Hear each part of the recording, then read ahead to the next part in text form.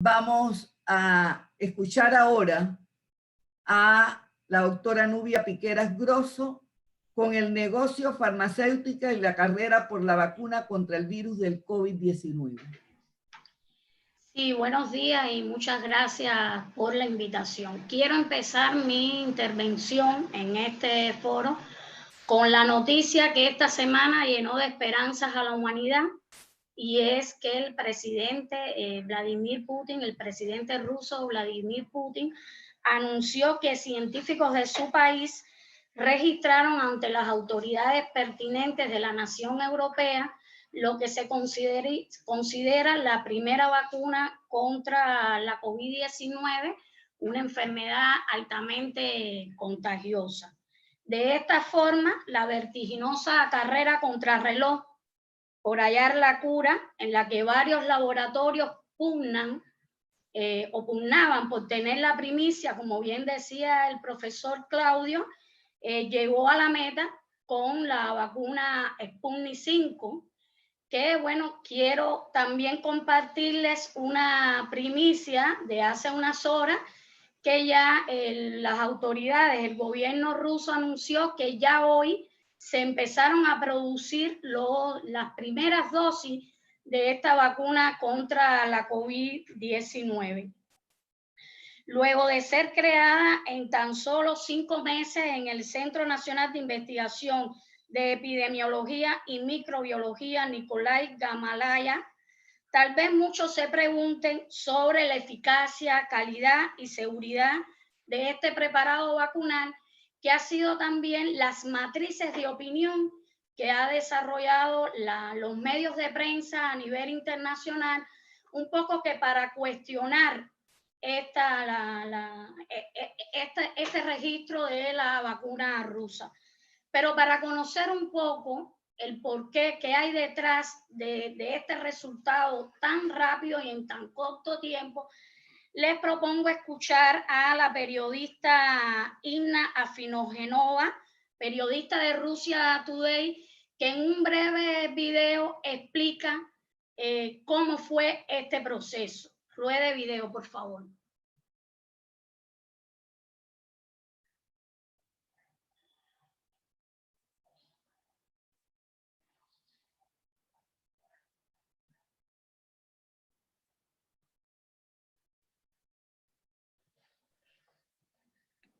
Le falta audio. Le falta audio al video.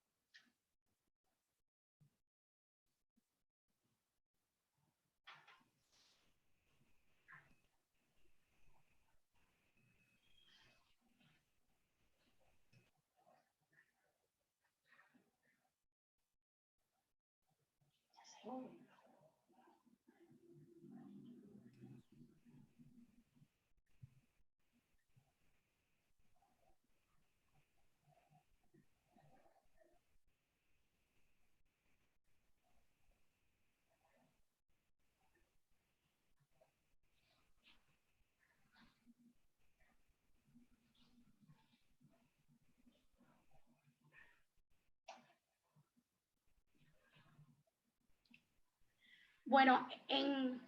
esencia, como ven, la periodista hacía referencia a que la vacuna fue posible en corto tiempo porque trabajó sobre la base de lo que ya habían hecho en el caso de la vacuna contra el ébola. Quiero aclarar que esta es una tendencia que están usando algunos laboratorios justamente por la premura que tenía la humanidad de contar con una vacuna. Se ha trabajado sobre la base de ya fórmulas que tenían con antelación para combatir otras enfermedades. Este es el caso, por ejemplo, del Instituto Finlay en Cuba,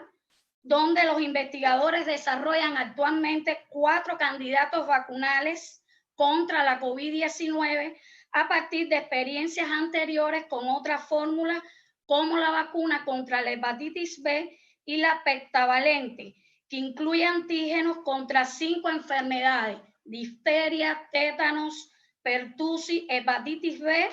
y a Haemophilus influenzae tipo B. Esto ha logrado que, bueno, se aligeren los tiempos de producción, de registro de vacunas y de llegar a un resultado. Y como bien decía el doctor panameño Eduardo Ortega Barría, por estos días estamos viviendo una verdadera revolución científica y sin lugar a dudas la historia de las vacunas se dividirá en un antes y después de esta pandemia, porque lo cierto es que las vacunas, como todos los productos que después son aplicados a humanos, llevan un tiempo en su proceso desde que se investiga, se logra su desarrollo, se produce, se registra y se aplica a las personas. Es un proceso bien largo que puede durar mínimo 10 años. Hasta ahora la vacuna que se logró en tan poco tiempo fue la vacuna contra la parotiditis, o sea, la papera,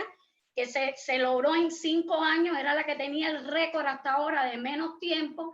por todas las regulaciones que lleva a nivel internacional poder registrar un medicamento que después será aplicado a humanos. En estos momentos, incluso la cartera de vacunas contra la COVID, según estadísticas de la Organización Mundial de la Salud, alcanza unos 200 candidatos vacunales en diferentes laboratorios del mundo. Como bien le decía, esto es un proceso largo. Yo les puedo dar fe de que es un proceso largo porque cuando yo escuché por primera vez hablar de la vacuna cubana terapéutica contra el cáncer del pulmón, que eso fue a mediados de los años 90 del siglo pasado, que el Centro de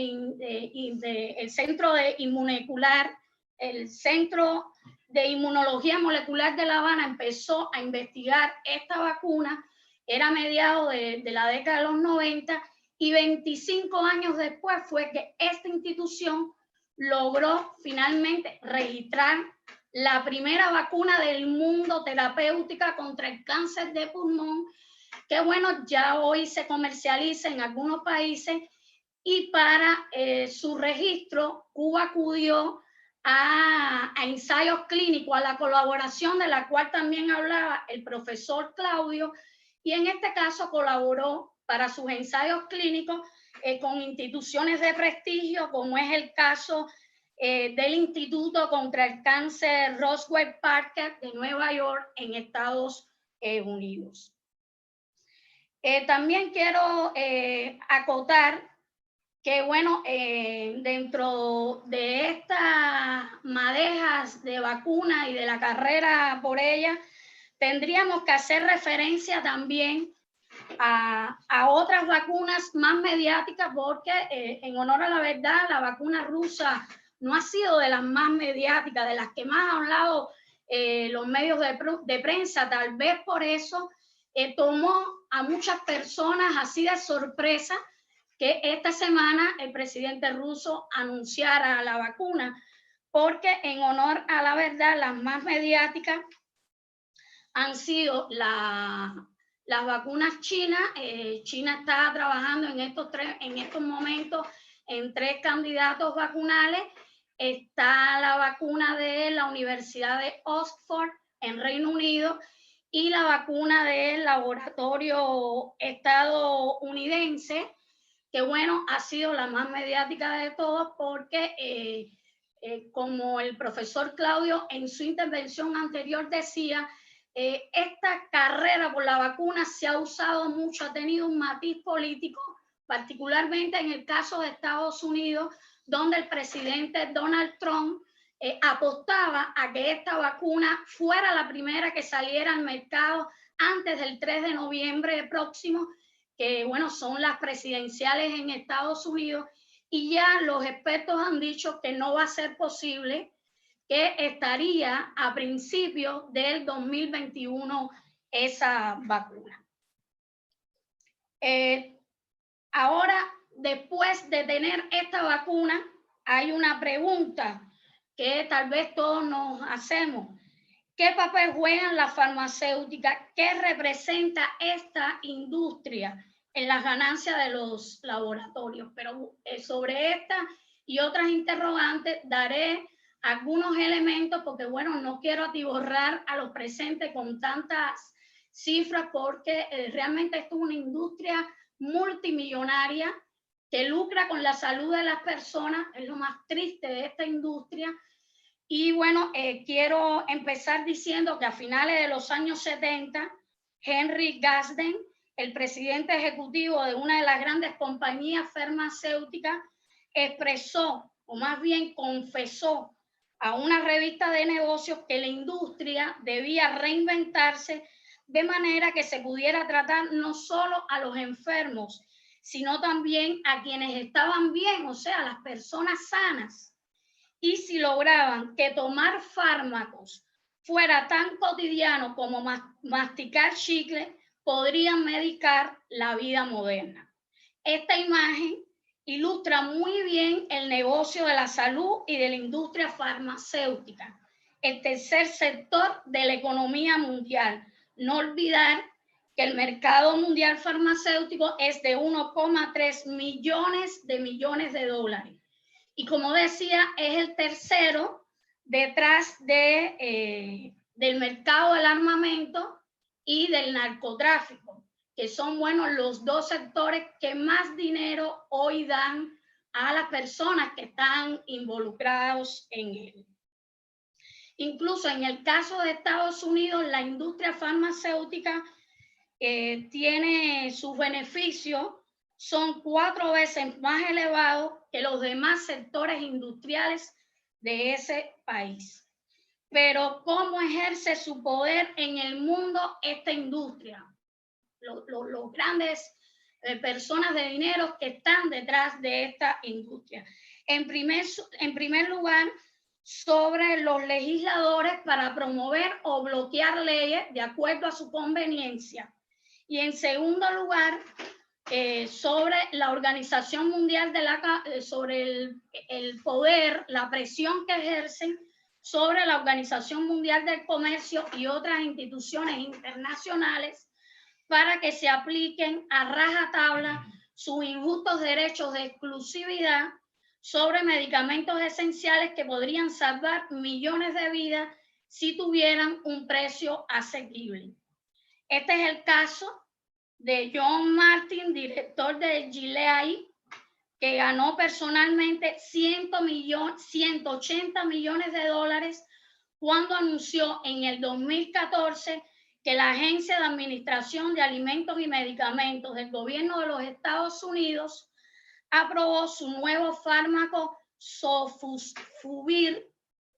que puede curar la hepatitis B y para el que fijó un precio de más de $80,000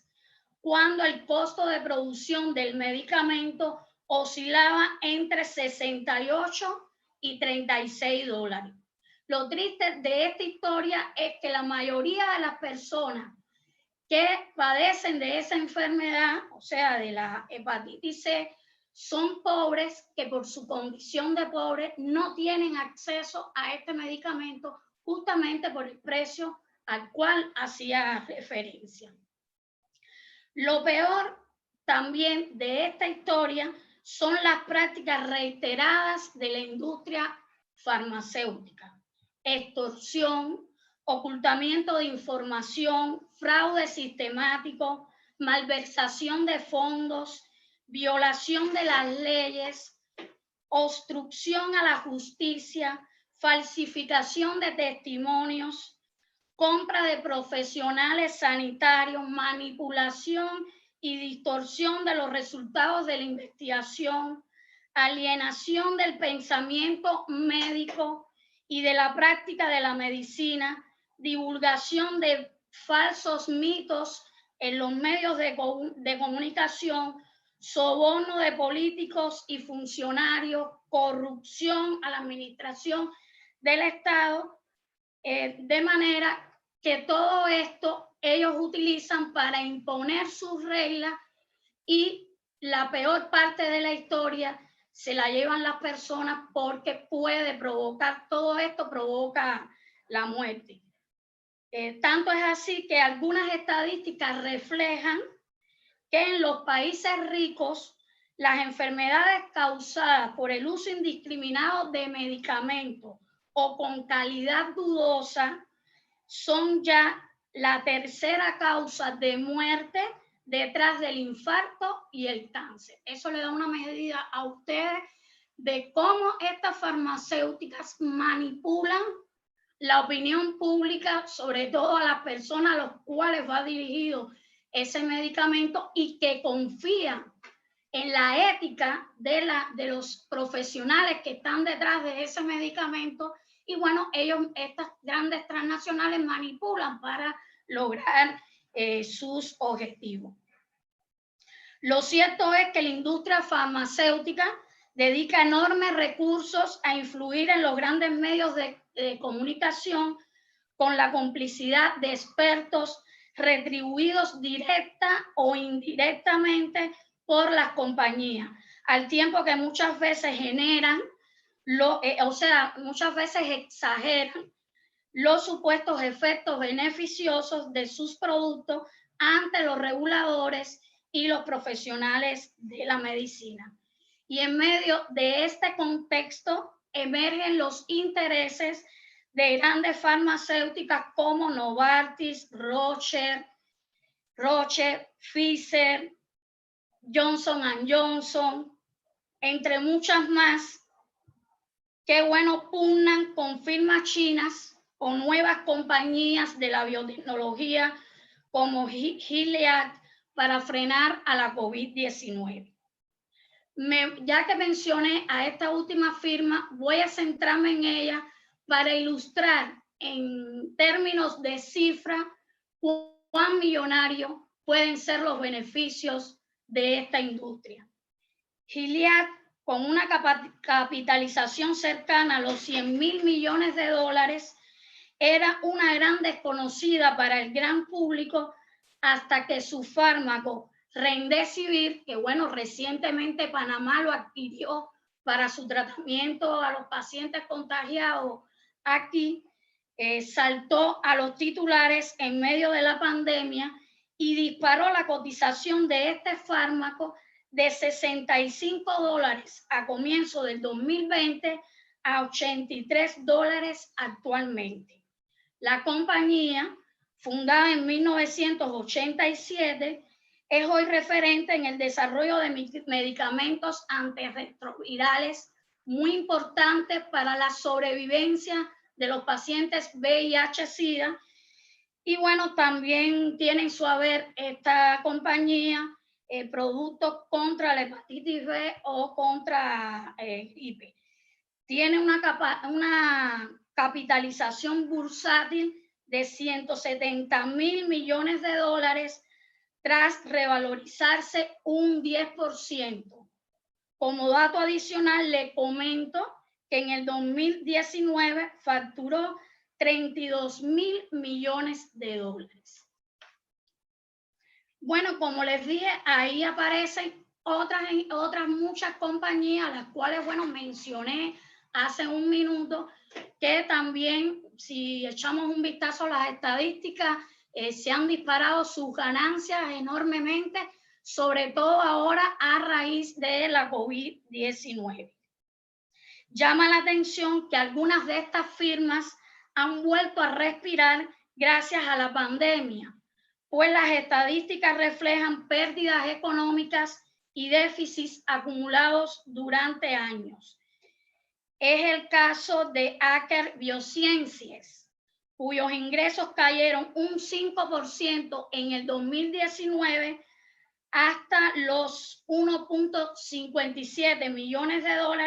Sin embargo, este año ya acumula una subida del 30% en sus ganancias. Sin embargo, la vacuna rusa Sputnik 5 es hoy la piedra en el zapato, pues tras su anuncio inmediatamente llegaron pedidos por 1.000 millones de dosis procedentes de 20 países y con ello la caída de las acciones en la bolsa de valores de grandes transnacionales como Pfizer, Novavax y Moderna, que bueno, es el laboratorio estadounidense que trabaja, que más avanzado tenía su candidato vacunal. También quiero agregar a esta intervención que mientras los representantes, también, bueno, los representantes de una compañía china también anunciaron que su vacuna estará lista para su uso antes de fin de año. Según Gerald Posner, autor del libro Farmacias, Mentiras Codiciosas y el Envenenamiento de América, las corporaciones farmacéuticas perciben el COVID-19 como una oportunidad de negocios que se presenta solamente una vez en la vida. Esta pandemia global tiene el potencial de un bombazo para la industria en términos de venta y ganancia. Mientras peor se pone la pandemia, más altas serán las ganancias. Y realmente así lo ha demostrado no solamente esta pandemia, sino la historia de la humanidad en otras pandemias que ha tenido que enfrentar, como es el caso del VIH-Sida, que se registró en la década de los 80 del siglo pasado y de la cual todavía hoy no contamos con una cura definitiva. Hoy no existe esa cura. Hay millones de personas infectadas en el mundo de VIH-Sida que dependen de retrovirales que en muchos países no se puede producir y otros no pueden tener acceso por los precios. Y bueno, también está el caso de la más reciente pandemia que vivió la humanidad antes de esta, que fue la pandemia de la influenza A H1N1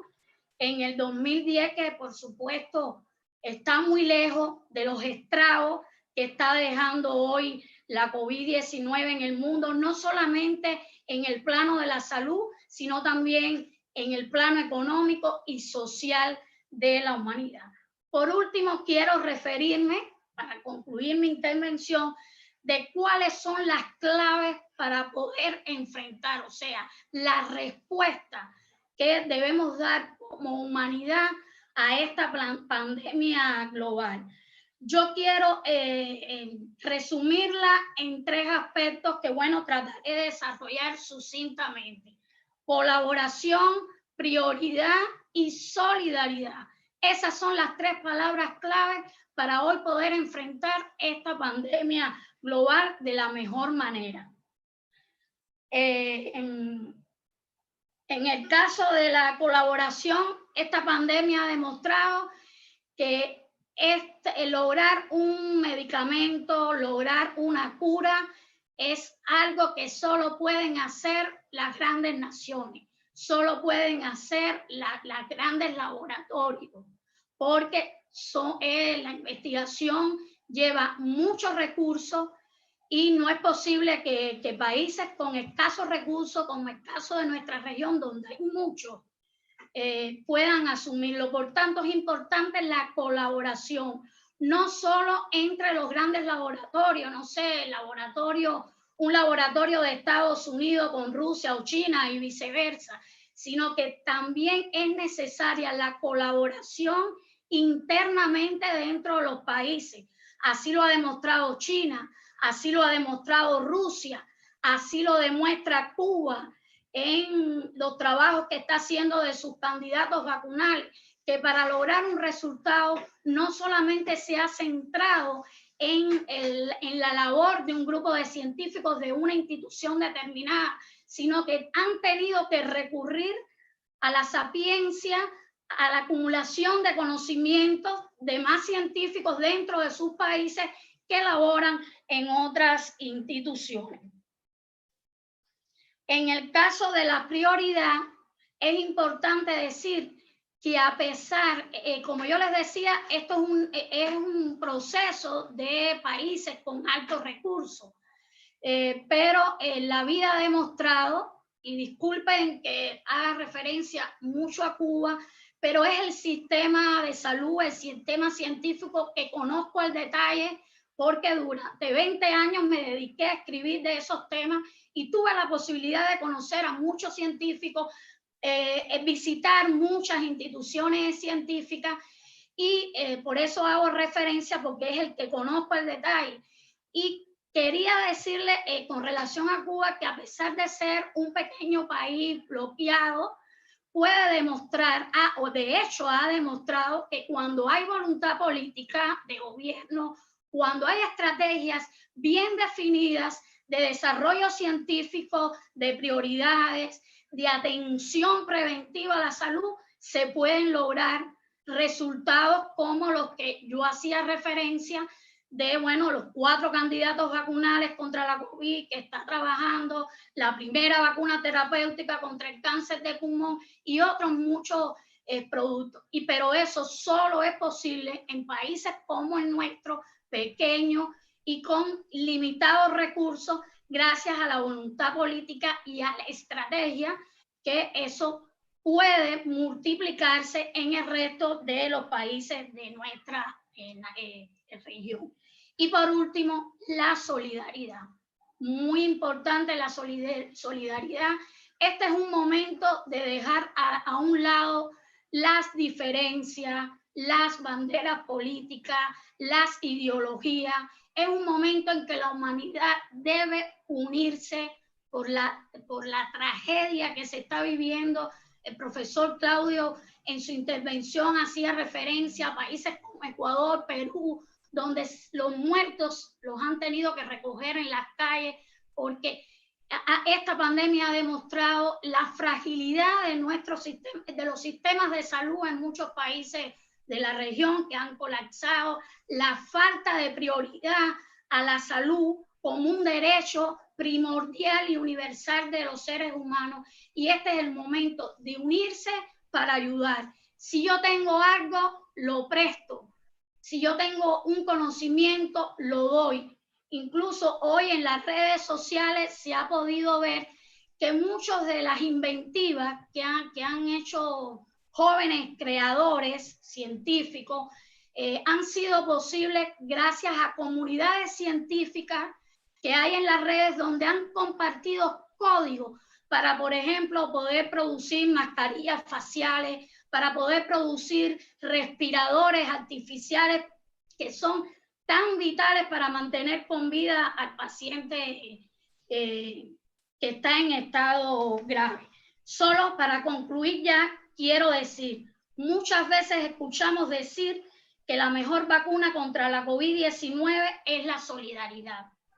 Proféticas palabras, porque como una vez expresó el líder cubano Fidel Castro, quien no sea capaz de luchar por otros, no será nunca suficientemente capaz de luchar por sí mismo. Muchas gracias. Muchas gracias, compañera Nubia, por tan valiosa intervención que pone al desnudo el papel del criminal negocio de las farmacéuticas en el mundo y sus reflexiones propositivas respecto al problema que analizamos.